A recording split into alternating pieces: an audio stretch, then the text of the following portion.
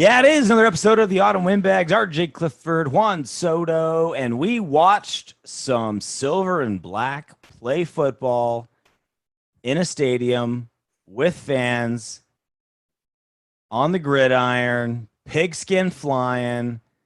It's starting to taste it. Can you taste that? It's starting to taste like football. Like it's in the air, you know? Just taste it. See what it tastes like. Yeah, I can.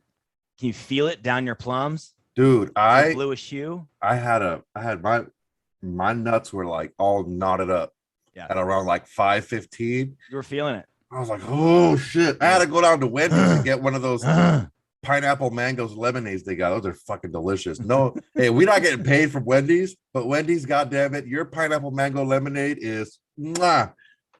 You've been all about the Wendy's these days. Fuck, they're so good. Wendy's nuts were in your mouth. Oh, got him.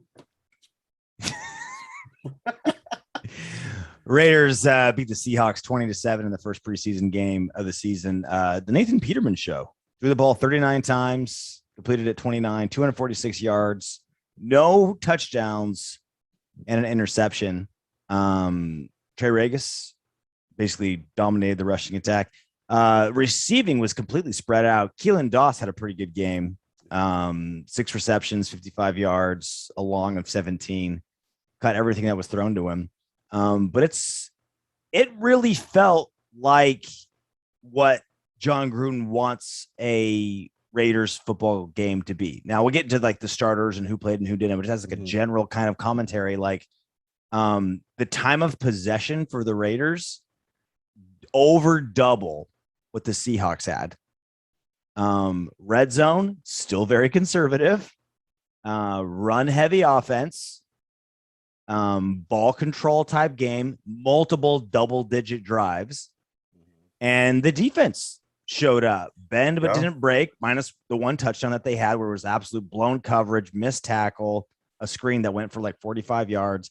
Other than that, I mean, it was a pretty standard issue John Gruden coached football game. Yeah, the defense made one mistake. That was it. That one mistake, that one play. So it was 2 mistakes in the same play, but it was one play where they screwed up, and that's the only play Seattle did really much of anything the entire game. Yeah. I wonder how much schematically that was an error, because it looked like I didn't know who was supposed to be covering that running back coming out of the backfield, because the tight end and the wide receiver on the right side, they both went inside. Everyone covered their man like they were supposed to, and it just looked like nobody was covering the running back. Whether that was, if you catch somebody in the wrong coverage, man, sometimes you just scheme a guy wide open. It happens. Yeah. But that you do have to keep eyes in the backfield as well. So you don't just abandon a guy like that. I was very encouraged by what I saw from the defense. Yep. You're not going to see, if there's a clear first string and a clear second string, which for the most part you're going to see, as far as most of the starting positions are pretty much locked up. They're going to play pretty much the same, because you're going to have, they're playing against better talent. Or worse talent. That's not our starting lineup doing that. Our starting lineup is better than these guys. Sure.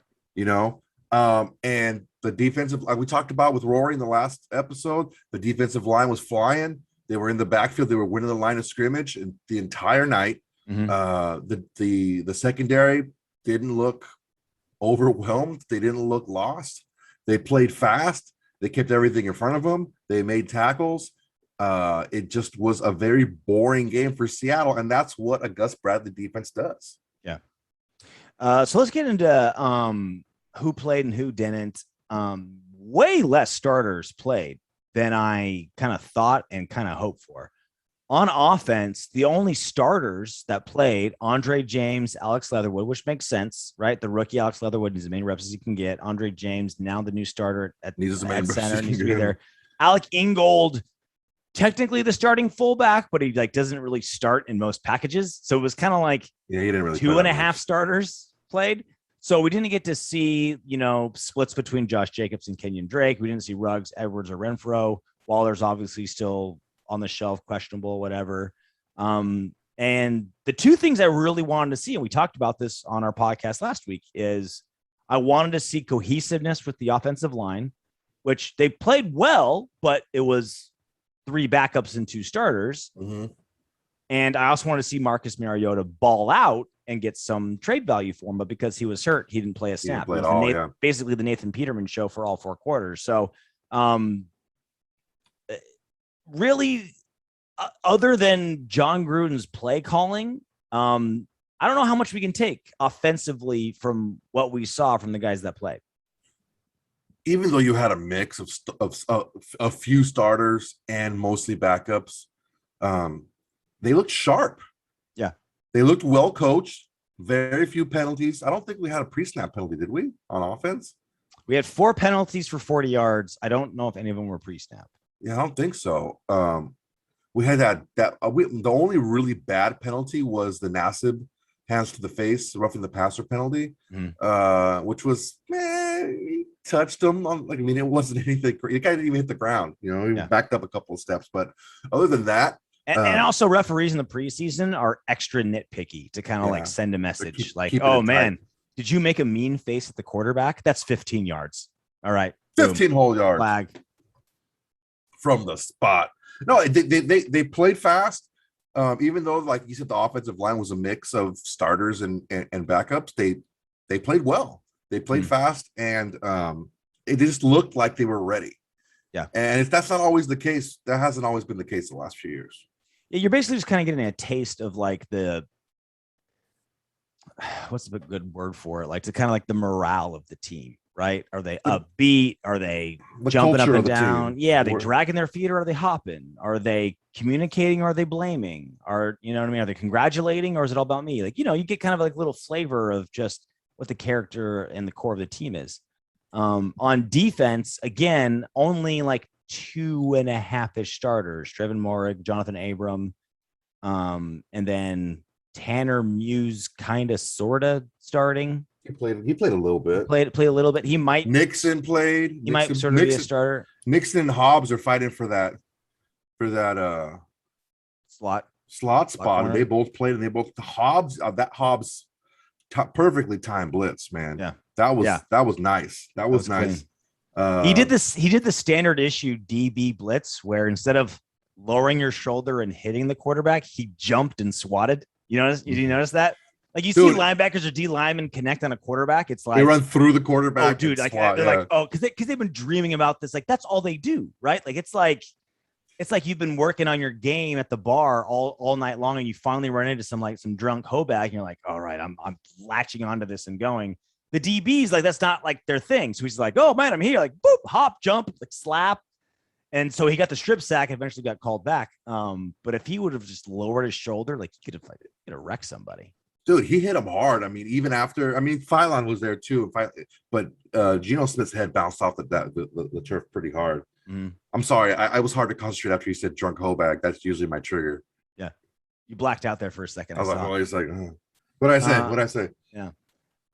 So again, do I need to see Yannick Ngakoue rush the passer? No. Do I need to see? We know what we're gonna get from them, man. Do I need to see Corey Littleton cover? No.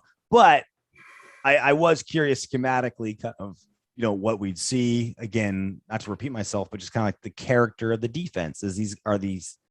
Do they know their assignments? Are they flying to the ball? Are they doing math in their head like last season, trying to figure things out before they move? And it seemed like they were moving pretty well. Again, only one real blown assignment. The D and it was line, a third string too. It wasn't like it was the backups. It was a third string guys who are mostly good at being special teams guys or not on the team at all. But defensively, things that stuck out to me was Damon Arnette, that first big gain in the first quarter, missed an assignment, missed the tackle, and that was a big pass. No bueno. Seahawks. The coverage was tight. Yep. That was nice, tight coverage, so that was good. But you got to make the tackle, man. That's a backup wide receiver in the NFL. A guy that's probably not going to play that much. If that's DK Metcalf, there's no way you're bringing him. Lockett, you're not bringing any one of those dudes down. Yeah, not like that. So that was a little concerning because Arnett's going to be getting some playing time. I didn't notice Abram. If you didn't tell me he started, I wouldn't have noticed. Same with Morig. I was curious to see which is a good thing. Yeah. They make plays. They're around the ball. They were around the ball a lot, but they didn't make any stupid plays, which is okay. Good. Yeah. I mean, we, of course, like the John Gruden has been stressing and Gus Bradley has been stressing, like we need turnovers. We need big plays. We need turnovers. Those are game changers. That's something special. No turnovers, I believe, for the Raiders today. No fumble recoveries. That strip sack was taken back. No interceptions. But if I had to take like a boom or bust defense, or kind of what we've gotten to like believe a Gus Bradley defense is, prevent everything in front of you, give them the short stuff, don't give up big plays. That is a light year step forward for our defense and what they've been the last 10 seasons. It's almost what we do to ourselves offensively. Mm-hmm. We have this offense where it's just execute the offense and you'll be fine. The issue with that is you force yourself to be pretty much perfect, or else things are going to unravel. Yeah. Right. That's the same thing we're doing to the opposing offense. We're forcing them to be perfect, and we're capitalizing on the mistakes. Mm-hmm. So if we can take these teams out of their game plans, I mean, that's what a Gus Bradley defense does. And we're banking on their quarterback maybe not being as accurate as ours is, maybe getting a little bit more frustrated and wanting to force the ball down the field a little bit more. And if that happens, the defense is ready for it. The secondary specifically. I didn't learn as much about what to expect this season based on this single preseason game. And again, we have 2 more. Hopefully we'll see some more starters in there just to kind of build some cohesiveness, give us a look at what's going to happen here. It is very John Gruden to be like, no, I'm just putting in second stringers, third stringers. I'm not going to give you one hint of what our offense is going to look like, one hint of what our defense is going to look like. I'm not going to let you know who's getting carries, Jacobs or Drake. I'm not going to let you know who I'm scheming to pass the ball to. Very standard issue, John Gruden. But on the flip side, he's also been a guy that's been like, he's old school. I want more practices. Like if he had his way, there'd be double days going back to June all the way up until the season. Everyone would play the preseason game. So I'm assuming that like the Rams, like, the next couple preseason games, we'll see some more starters. We'll see some more kind of like a look of what the football team might actually look like this season. But did you get any major questions answered? And did you have any major takeaways from the 4 quarters we saw tonight? A few. Okay. On offense, if any one of our guys go down for an extended period of time on quarterback, Nathan Peterman looked like he is a more than capable backup quarterback. Isn't that crazy? Like he was the punchline of the NFL. Dude, I don't know what the fuck happened to him this offseason. He's like the kid that like the shortest kid in class. All right, last day of school. See you in the fall. And he comes back and he's like 6'2". Like, what the fuck happened to you? He looked like, all right. God forbid somebody goes down or whatever, and then someone gets tweaked in a game and they have to be out for a couple of series. Nathan Peterman looks like a guy who can go in there and the fucking wheels aren't going to fall off. Yeah. So that was one. Zay Jones looked good. Mm-hmm. The fuck? I guess all the shit we're hearing is fucking true. That he looked really damn good. And defensively, I think you can take something away major from this game, even though it was mostly backups, is they looked like they knew what the fuck they were doing. Yeah. They were ready. They might miss a tackle, but they were in position. They were there. They were prepared. Yeah. Even that one big play that they gave up, it was a completely blown coverage with a guy wide. It had to be a guy wide open, and a guy missed a tackle for them to give him a big play. It wasn't like, oh, a guy got shook, he broke a tackle, broke another couple tackles, a guy took a bad angle, and we gave him a big play. No, it was like a complete off the wall thing that probably not going to happen a lot, where a guy's completely open and a guy missed a tackle. So the secondary specifically, they played fast, they played aggressive, they contested passes. Guys didn't get a lot of yards after catch. The defensive line looked really good. The tackles all looked good. The tackles all looked good. They were flying around the ball. They're winning the line of scrimmage, pushing the guys, the offensive line back from Seattle. I mean, Farrell was around in the backfield all the time. He was around the quarterback a lot. Yep. I mean, Farrell only had one tackle. I mean, he looked like he was there, but isn't that kind of Clay Farrell in general? Like he's always like getting pressures and like he's always around the ball. He just rarely gets home. I mean, this is a pretty standard issue Clay Farrell game, right? Which is why he's a backup. Yeah. He's a solid backup. He's going to be there. He's going to make plays if the plays are right in front of him, but he's just an around the ball guy. So let's go through all the things you mentioned. Starting with Nathan Peterman. Marcus Mariota, I think still clearly the number 2 quarterback.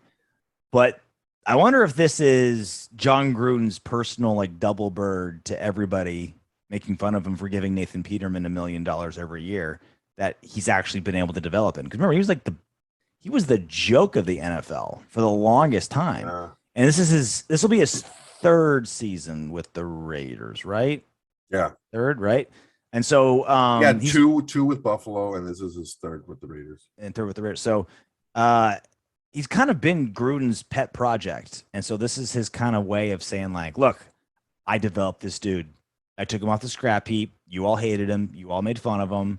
I turned him into something decent. And let's not anoint him anything. I mean, he looked good based on like what our expectations were from him. Touchdowns. He looked sharp. He looked sharp. He was slinging the rock pretty good from a very clean pocket. When he wanted to run, he ran pretty efficiently.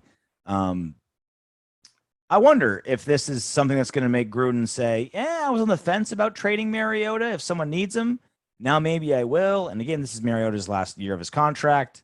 I wonder if this has made Gruden think, okay, like, would you be comfortable with Nathan Peterman as a career backup to Derek Carr for the next several seasons based on what you saw tonight? Yeah. Okay. Yeah. Based on what I saw tonight. Yeah. If that Nathan Peterman is the true Nathan Peterman, not the one that we saw throwing interceptions willy-nilly in New York forever.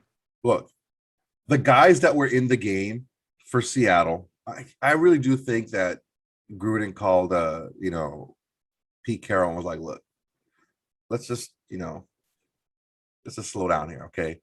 And it happens all the time because it's just like, you don't really see a team start a bunch of starters and the other team start just a bunch of backups. They usually do the same thing.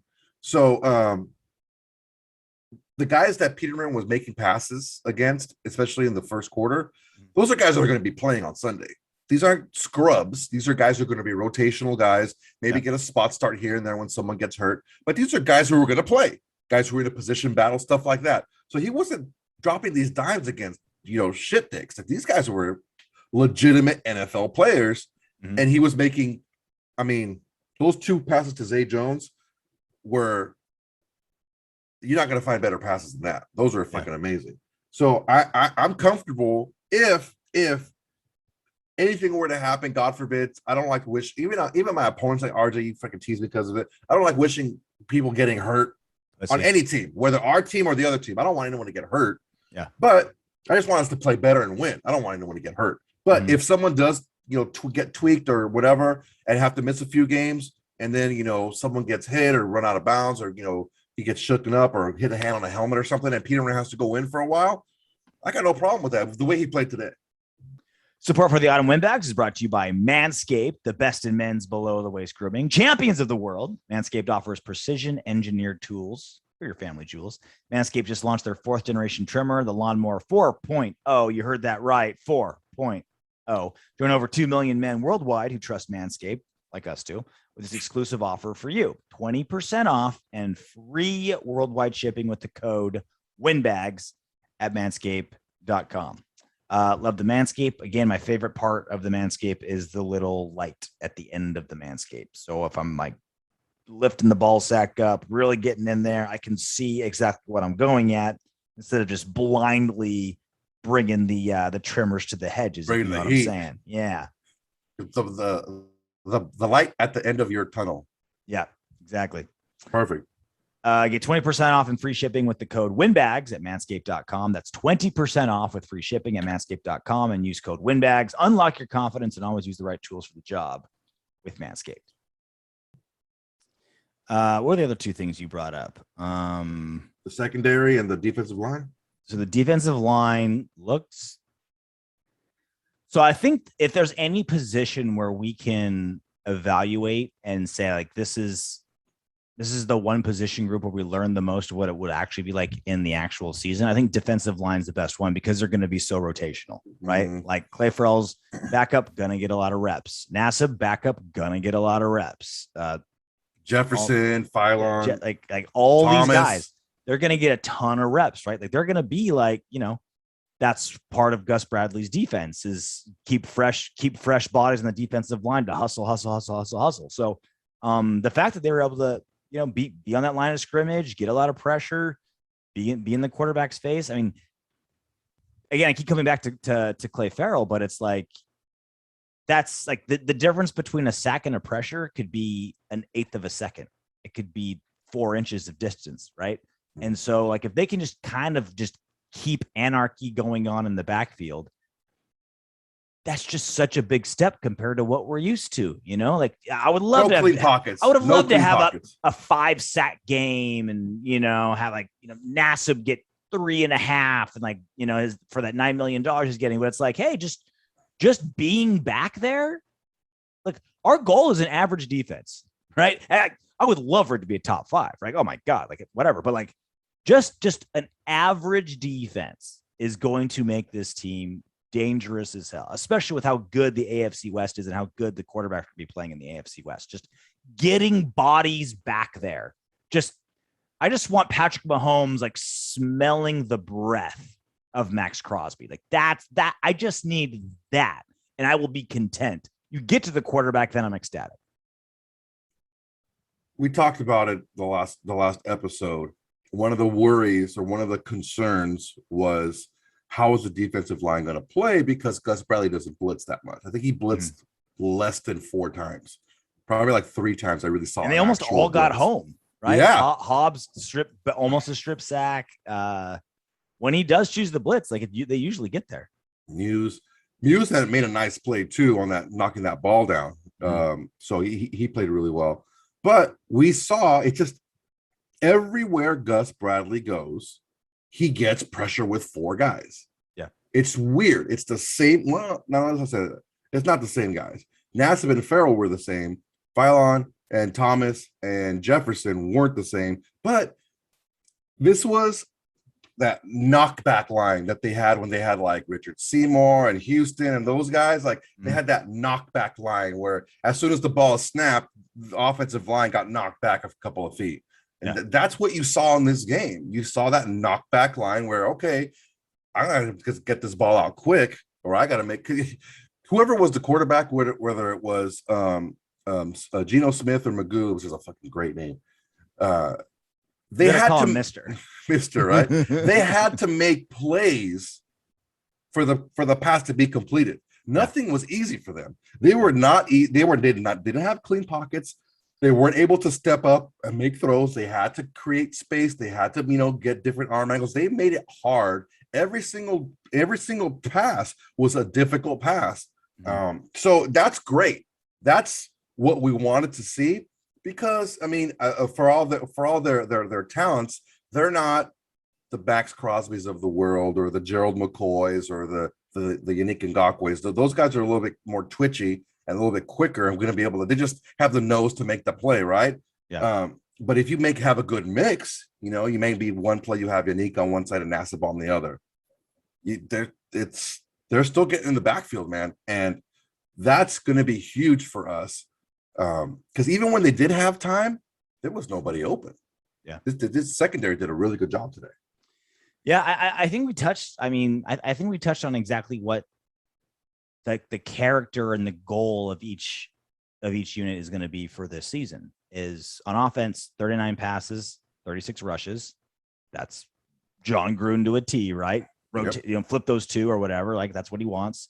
The longest rush, 22 yards, the longest pass, 28 yards, but very few sacks, very few negative plays, only one turnover, very, very John Gruden. And on defense, I think you put it perfectly. Like, you didn't hear anybody's name for good or bad.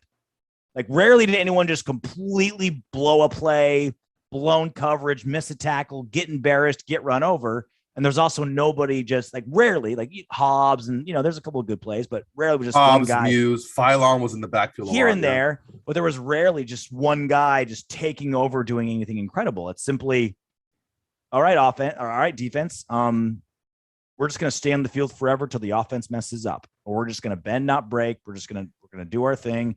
And I think that's the core of this team. And I know we're capable of doing big things on offense when necessary, right? Derek Carr and company have done it. Won games late when necessary. We've seen it. Now the question is, can the defense win us a big game, rise to the occasion when necessary? I think that's, if this preseason game is truly reflective of what the season is going to look like, then that's going to be my big question for the actual 17 game season. Can the defense deliver when necessary? Because we know the offense can. We know the offense can stay consistent. I believe the defense can be a bend, not break. That to me is the big question. Can you get a big play on defense when necessary? That's my number one big question that came out of watching this preseason game. If this preseason game truly represents the season, it's going to come down to who's going to be more disciplined. Is our defense going to be more disciplined than the opposing offense? Yeah, because we're going to force you to go underneath.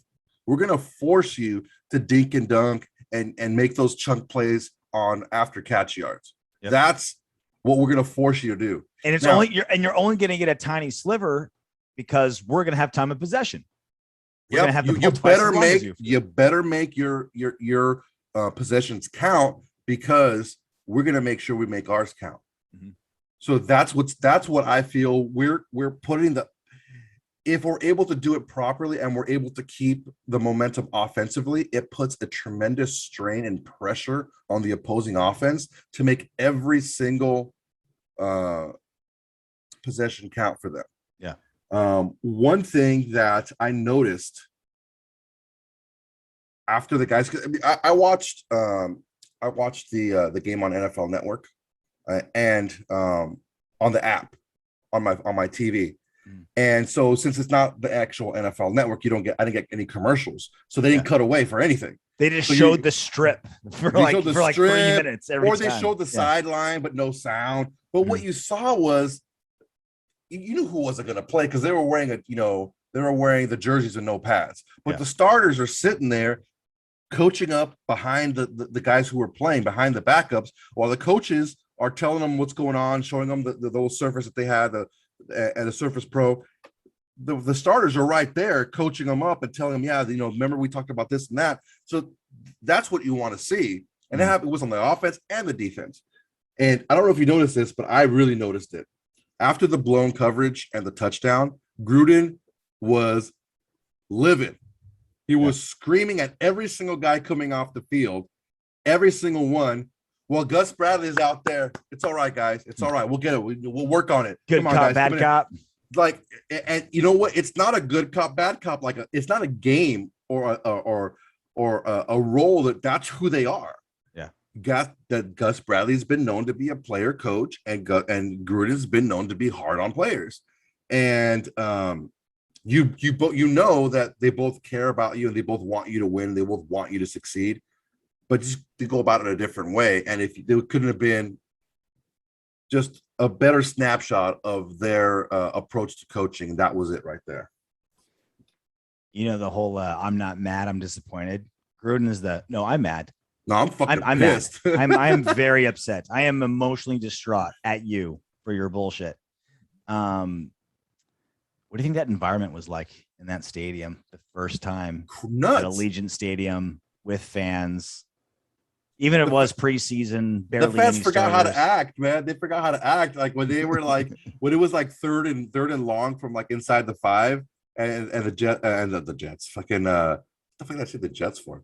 Well, Geno Smith probably, I thought the Jets, but the Seahawks were pinned back against their own end zone, and the fucking No, I'm sorry. It was the opposite. We were on like inside the 5. Then we're on offense. We're going in, and the crowd was going nuts. And they're like all offensive linemen. Nathan Like, Peterman's giving the shut up. We can't hear. We know you're excited, but you're supposed to yell at the other end of the field. That crowd was fucking loud. That crowd was electric, man. Yeah, man. That crowd was great. It was great. History in the making tonight. What a thick dick move, fucking Mark Davis. Like, oh, I can't have any fans. Well, I'm not gonna go either then. Yeah, I'm gonna go when my fans go. That's when I'm gonna go. Went out there, did the fucking ribbon cutting ceremony with Carlos Santana. Who did it? I don't know what the fuck. Random, right? I mean, dude, you want to talk about random? You want to talk about random? Fucking Marie Osmond.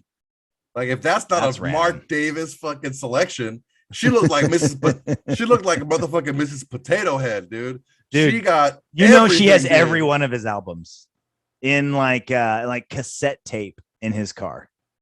Dude, she had that Michael Jackson weird nose, like that, like that post coke head, fucking septum collapsing nose that got fixed. Just eating apart like battery acid. Like you put a nail in a Coke can. Yeah, right. She could still sing. Mm-hmm. She could still sing. She did a good job with the anthem, but god damn, I was like, who the fuck is that? And I go, my chick was watching the game with me, and I googled Marie Osmond. Like, this is what she looked like when she was on Dancing with the Stars, like maybe 5 years ago. When she was still old but normal looking. Yeah, right. And she's like, oh shit. I'm like, yeah, her and Gannon got everything, dude. I don't know if you noticed Gannon. They had a 2-for-1 deal. God damn, Gannon. What the fuck? He looked all just stretched out, and like his eyes looked done, and that hair.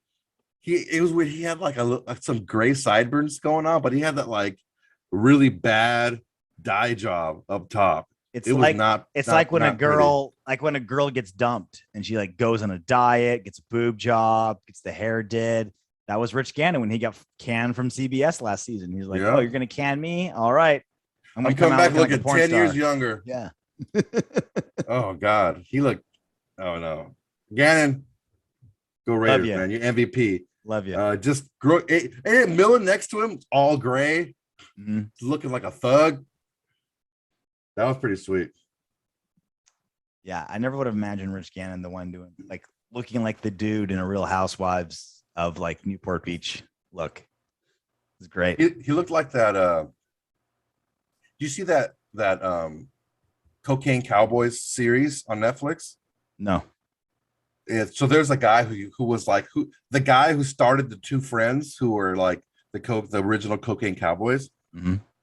He is like a motivational speaker now, and he looks like him. He looks like young, but you could tell totally like a molded like Two-Face. Like he got putty on his like. It was bad, dude. It was fucking. I saw it and I was like, oh shit. There was only one other time when I saw somebody on TV and was like, wow, that as a male, and that was when fucking Dana White looked like he had just inhaled fucking 3 buckets of Coke, and he looked bloated as shit and just red, and it was like his eyes, like he looked Asian. His cheeks were so bloated, he just did not look good. I was like, bleh. Like Dana White just looks like he's just been like always like constantly beefing up. I don't know. I mean, can he even wipe his ass anymore? He's got people for that, I'm sure. He's rich enough. He cannot put his arms down. Like he's got $500 million. He's got an ass wipe boy for sure. Probably an ass lick boy. Lick my shitty ass boy. I'm surprised he didn't bring up Mickey Rourke. Like that's the one guy, dude. Where it's just he's been like that. I don't remember Mickey Rourke not looking like that. That's what I'm saying. Is like every single time I see Mickey Rourke, it's like, oh wow. But that's the thing. It's not shocking anymore to me because I don't remember him. I didn't watch what it was at 9.5 weeks or whatever. I didn't watch that shit. I watched him like after he did that shit. I do want to bring up one thing. Okay. A couple days yesterday was a 4-year anniversary. Darren Waller's been sober for 4 years yesterday. That's an amazing feat. Excellent job, Darren Waller. I don't know if you're ever going to see this or anyone's going to tell you or anything, but dude, that is fucking awesome. Having friends and family having lost friends, having lost family to substance abuse issues, having friends and family who are currently, on the wagon like you. It's a big feat, man, and it's a big win, not only for yourself but for all the people on your support system around you. That's fucking awesome, man. It's a real testament to doing it and in that environment. So like the people that I know, like friends of mine that have come out on the other side and stayed sober, they've made massive life altering decisions to do people. They're new people. They're completely different. I had a good buddy of mine, giant Raider fan, went into rehab for 8 months for alcohol, came back, doesn't see any of us anymore because he's chosen just like not to see people that he used to drink with. Not that I would force him to or want him to, but he's just like, look, I'm not even going to risk it. I'm not going to risk it. Now he's like diehard Christian, like volunteers at all these places. It's like he's a whole new person because that's what he had to do to stay away from the sauce. And so for someone like, if I can use that with Darren Waller, it's like you still have to be at practice and team dinners and you're in Vegas and like you don't have and charity events and golf events and like that's all booze right there. You don't have full control over your life like my buddy does. Like he just be like, hey, I'm going to do this job and I'm going to do these activities with these people and I have full control of it and that's all I'm going to do. He can't do that because of his job. And yet he's still been able to like stay sober and accomplish all this. Really a testament to what he's doing. And I'm hoping that we'll see him on that football field soon with the injury / maybe holdout / whatever's going on with him. I saw him warm up before the game. Some video of him. He looked good. Yeah. He was moving real nice, real smooth. So hopefully everything works out all right for him. We'll get to see him in a uniform playing sooner than later. Well, this is our first of at least 20 and hopefully more post-game shows for this season of the Autumn Windbags. So for those who are new to the show, we started the Autumn Windbags late season last season. And so now this is our very first time doing a preseason post-game show. Obviously, the very first time that it was a Las Vegas Raiders with fans post-game show. We'll be doing post-game shows for all the preseason games, all the regular season games, all the playoff games potentially coming this season. And it's nice doing another weekend show, man. Like instead of just waiting a whole week to be able to talk about stuff, it's like, bam, post-game. There we go. Okay. But until so we'll be doing post games every single weekend for all the shows, all the games moving forward, and but we'll also still be doing our regular Wednesday recording coming out on Thursdays as well. So until Thursday rolls around, knock on wood if you're with me.